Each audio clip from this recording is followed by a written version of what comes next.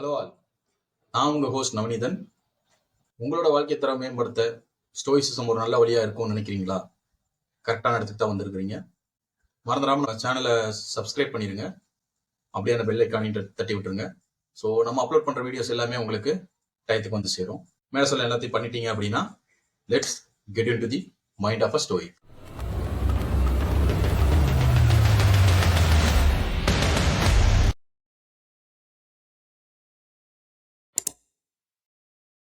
இன்னைக்கு வீடியோவில் நம்ம என்ன பார்க்க போகிறோம் அப்படின்னா மெடிடேஷன்ஸ். ஸோ மெடிடேஷன்ஸ் அப்படின்னா என்ன அப்படிங்கிறத பார்க்கறதுக்கு முன்னாடி மார்க்கஸ் அரேலியஸ் அப்படிங்கிற ஒரு பேர் வந்துட்டு லாஸ்ட் வீடியோவில் சொல்லியிருப்பேன். மார்க்கஸ் அரேலியஸ் அப்படிங்கிறவர் யாரு, அவர் என்ன பண்ணியிருந்தார்? ஸோ இந்த மெடிடேஷன்ஸ் அப்படிங்கிற புக்கை எழுதினவர் அவர் தான்.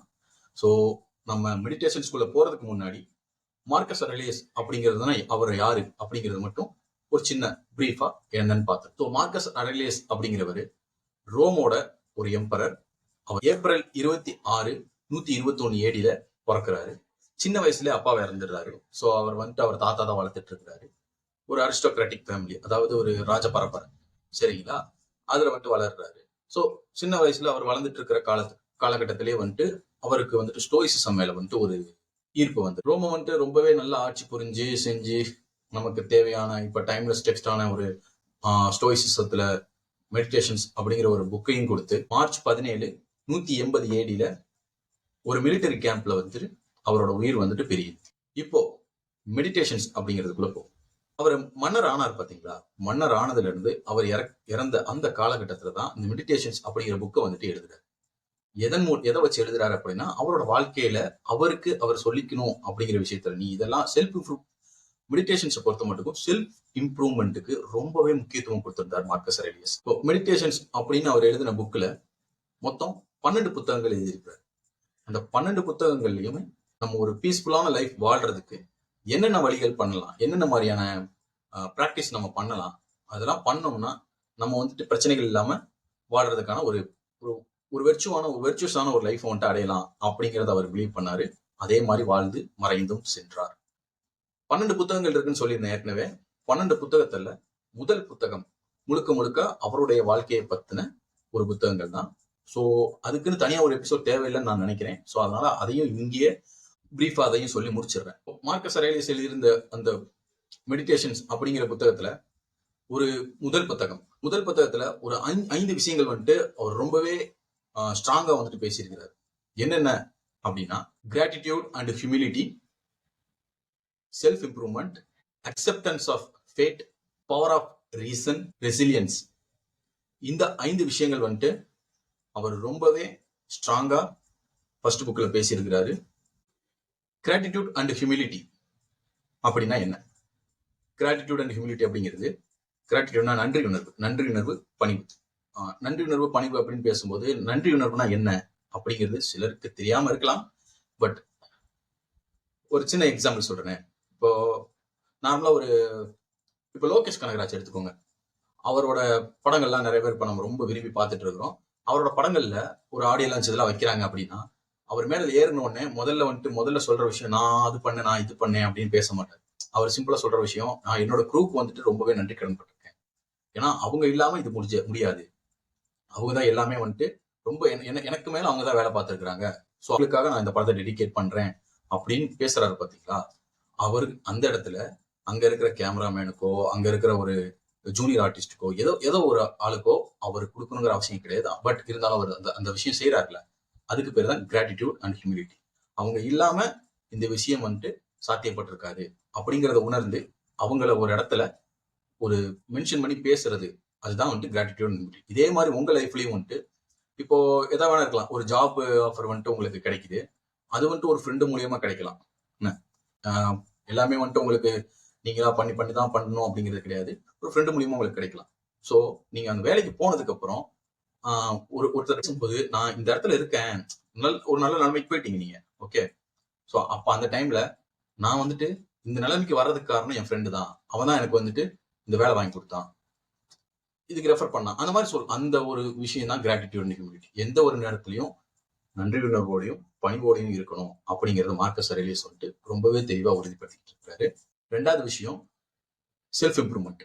செல்ஃப் இம்ப்ரூவ்மெண்ட் அப்படின்னா உங்களை வந்து ஏதாச்சும் ஒரு வழியில இம்ப்ரூவ் பண்ணிக்கிட்டே இருக்கணும், ஒரே இடத்துல இருக்கக்கூடாது அப்படிங்கிறத ரொம்பவே ஆழமா தெரியப்படுத்துறாரு.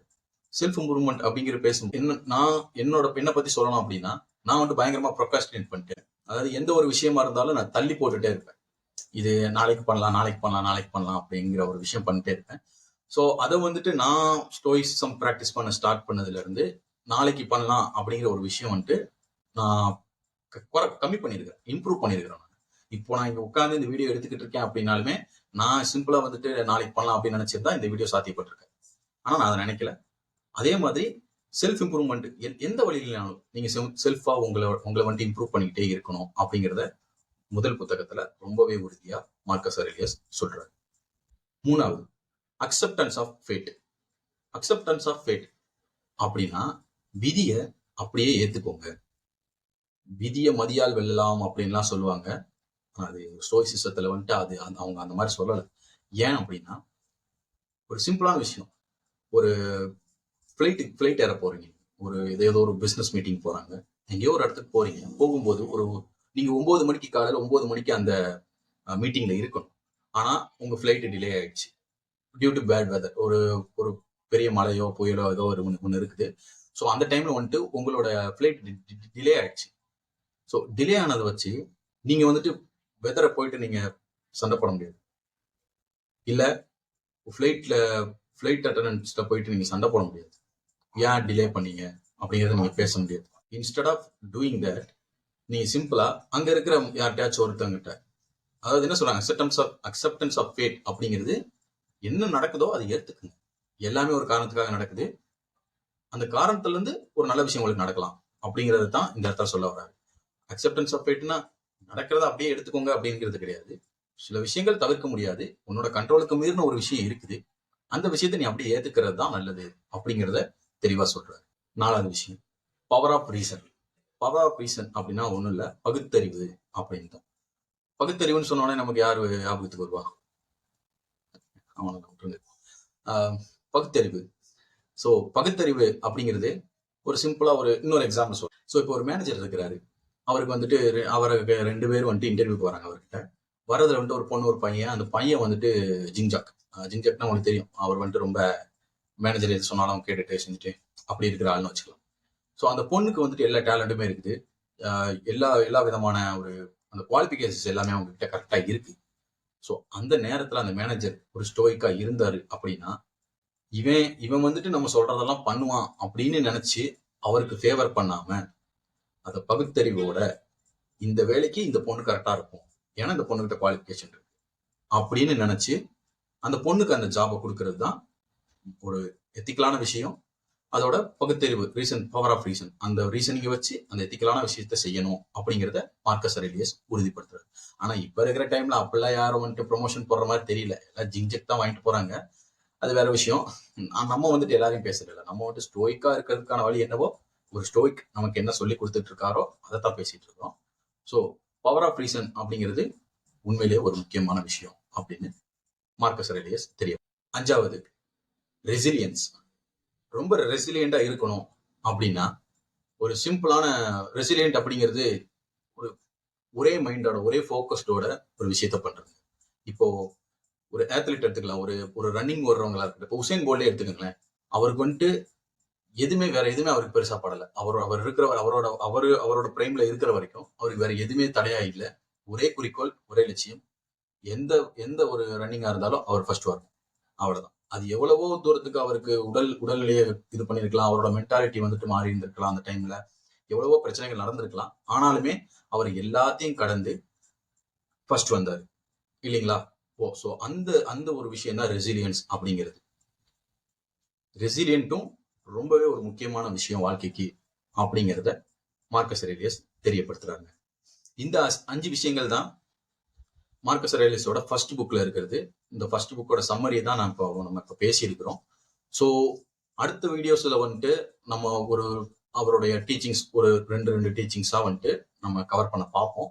ஏன்னா 12 புக் அப்படிங்கிறது வந்துட்டு நிறைய விஷயங்கள் பேச வேண்டியிருக்குது. ஸ்டோயிசிசம் அப்படிங்கிறது வந்துட்டு ஒரு சின்ன 10 நிமிஷம் வீடியோல அடக்கக்கூடிய விஷயங்களுக்கு ஒரு இது கிடையாது. அதனால வந்துட்டு நிறைய பேச வேண்டி இருக்குது. கண்டிப்பா தொடர்ந்து இருங்க. நாம கடைசி அந்த வீடியோட எண்டுக்கு வந்துட்டோம். ஸோ நான் ஏதாச்சும் விஷயங்கள் மிஸ் பண்ணியிருந்தேன் அப்படின்னு நினைச்சீங்கன்னா கண்டிப்பா அதை கமெண்ட்ல சொல்லுங்க.